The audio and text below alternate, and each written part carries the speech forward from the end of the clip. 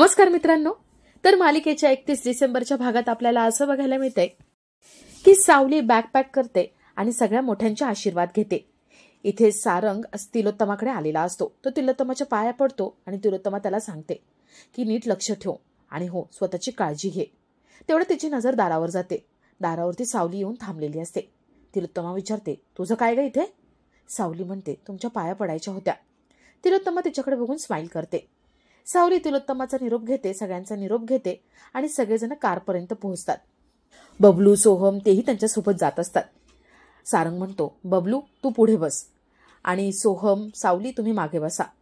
बबलू सारंगला सांगण्याचा प्रयत्न करतो की सावलीला पुढे बसू दे, पण सारंग काही ऐकत नसतो. बबलू पोटात दुखायचं नाटक करतो आणि रडायला लागतो. तो म्हणतो, पोटात खूप दुखतंय, खूप त्रास होतोय. सावली म्हणते, एवढं दुखतंय का? सारंग म्हणतो, चल आपण डॉक्टरकडे जाऊ.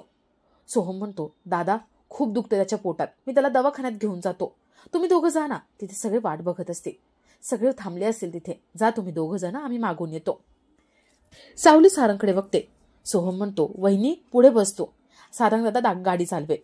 ते दोघं जण गाडीत बसतात आणि एकमेकांकडे बघत असतात. आता सोहम, बबलू हे दोघं मिळून सारंग सावली यांची लव्ह स्टोरी कशी फुलवतायत हे बघण्यासारखं असेल.